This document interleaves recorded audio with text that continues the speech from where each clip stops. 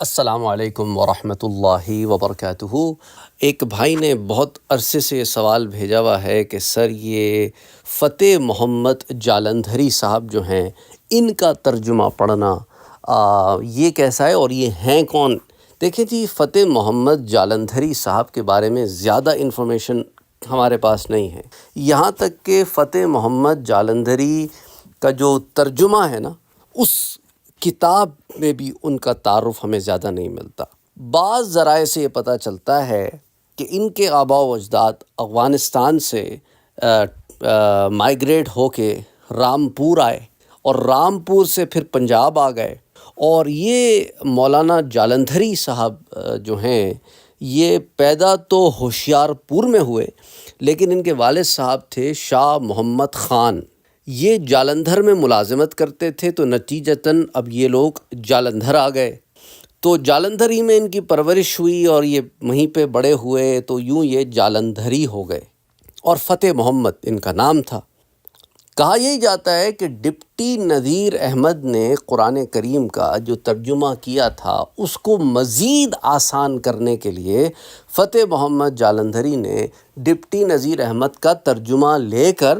اس کو آگے اور آسان کیا، کہ جیسا کہ کسی نے کہا کہ بھئی اگر وہ ذرا سا اس میں مشکل تھی تو انہوں نے اسے آسانی میں روانی میں کرنے کے لیے اور اس کو کیونکہ وقت کے ساتھ ساتھ زبان بدلتی رہتی ہے تو زیادہ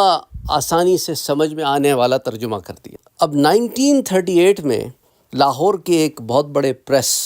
اتر چند اینڈ کپور سنس نے مولانا جالندھری سے پرائمری، مڈل اور اعلیٰ درجات کے لیے اردو فارسی گرامر کی کتابیں جو ہیں وہ تصنیف کروائی تھیں، جن کا شمار معیاری کتب میں ہوتا تھا، اور ان کی ایک کتاب مبادئ القواعد، جسے اس وقت محکمہ تعلیم پنجاب نے پرائمری جماعتوں کے لیے نصاب کے طور پر بھی شامل کیا تھا، تو مولانا کی پھر ایک اور کتاب تھی افضل القواعد جو اردو قواعد پر مشتمل تھی، اسے بھی پھر پرائمری جماعتوں کے نصاب میں شامل کیا گیا تھا، اور اسی طرح ایک اور کتاب مصباح القواعد اور ایک اور کتاب منہاج القواعد، یہ پنجاب یونیورسٹی کے نصاب میں شامل تھیں۔ تو اس طرح کی کچھ اور معاملات بھی تھے ان کے اردو زبان کے قواعد پر مولانا کی چونکہ دسترس تھی، تو اس کے علاوہ جو ہے دینیات پر مولانا کی تصانیف بھی تھیں، جن میں ارشاد القرآن، الاسلام، نفائس القصص والحکایات، الیاقوت المرجان، نفیس تحفہ وغیرہ، یہ کچھ اور تصنیفات بھی تھی۔ تو فتح محمد جالندھری کی جو سب سے اہم خدمت جو آج کل بھی موجود ہے وہ قرآن کریم کا ترجمہ ہے۔ تو مولانا کا ترجمہ جو ہے یہ سب سے پہلے 1960 میں امرتسر سے فتح الحمید کے نام سے شائع ہوا تھا، اور مولانا کسی فقہی کلامی گروہ سے وابستہ نہیں تھے، بلکہ اکثر لوگ یہ بھی نہیں جانتے کہ آپ نے کون سی درسگاہ سے تعلیم حاصل کی، اور ان کا ایک ہی مقصد تھا کہ قرآن کریم کا ترجمہ کیا جائے اور آسان کیا جائے، سلیس کیا جائے، با محاورہ کیا جائے۔ اچھا، ریڈیو پاکستان نے بھی اسے اپنے ترجمے کے طور پر منتخب کیا، اور جب صوت القرآن شروع کیا گیا تو اس کے لیے اسی ترجمے کو منتخب کیا گیا، اور تاریخی شواہد کے مطابق مولانا نے اس ترجمے کو ڈپٹی نذیر احمد کے ترجمہ قرآن سے استفادہ کر کے مکمل کیا تھا، جیسا کہ میں نے آپ سے پہلے بھی ذکر کیا اسی درس میں۔ اچھا، اسی طرح ڈپٹی نذیر احمد کے ترجمے سے استفادہ کر کے انہوں نے اپنا ترجمہ تو مکمل کیا، لیکن یہ ترجمہ پاکستان کے قیام کے بعد عربی متن کے نور ہدایت کے نام سے، بغیر عربی متن کے یہ نور ہدایت کے نام سے چھپا، کہ جس میں صرف ترجمہ موجود تھا، اور اس کے حواشی میں شاہ عبد القادر کی جو ہے کچھ تفصیلات موجود تھیں کہ ان آیات کا مزید مطلب کیا ہے، تاکہ سمجھنے میں آسانی ہو۔ اب چونکہ یہ ترجمہ قرآن جو ہے وہ سلیس بھی تھا، عام فہم بھی تھا، سمجھنے میں پڑھنے میں آسان بھی تھا، تو عوام میں مقبول ہو گیا۔ اچھا، پھر اس کے علاوہ انہوں نے ایک اور کام یہ کیا کہ اس ترجمے میں ہندی اور سنسکرت کے جو الفاظ استعمال ہوتے تھے، اردو زبان کا حصہ تھے، ان کے بجائے انہوں نے فارسی اور عربی کے ورڈز یوز کیے۔ اچھا، جب یہ ترجمہ چھپا تو مختلف لوگوں نے اس کی اس زمانے میں تعریف بھی کی، جیسا کہ مولانا مفتی کفایت اللہ نے، جو صدر جمعیت العلماء ہند دلی تھے، انہوں نے اس کی بڑی تعریف کی۔ اسی طرح مولانا سید ممتاز علی، انہوں نے بھی اس کی تعریف کی، اور پھر مولوی خواجہ حسن نظامی نے اس کے بارے میں اپنے خیالات کا اظہار کیا۔ بہرحال یہ ترجمہ جو ہے آج کل بھی موجود ہے اور بہت سارے لوگ اسے پڑھتے بھی ہیں، لیکن یہ چند ایک تفصیلات ہیں جو مولانا کی زندگی کے بارے میں مختلف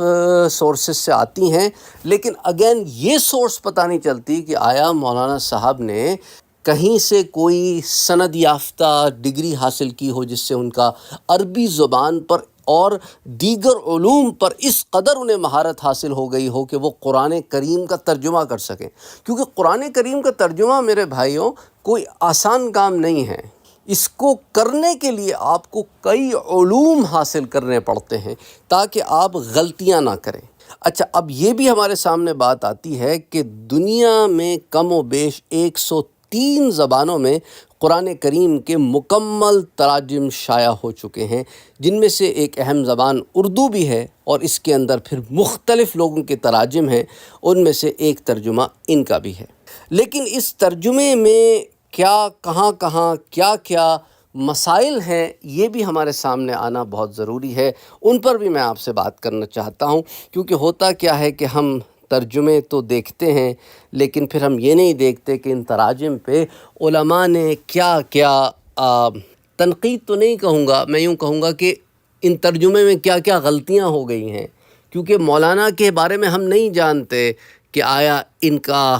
اصل تھاٹ پروسیس کیا ہے۔ مثال کے طور پہ محمد جالندھری صاحب سورہ آل عمران کی آیا کا ایک ترجمہ یوں کرتے ہیں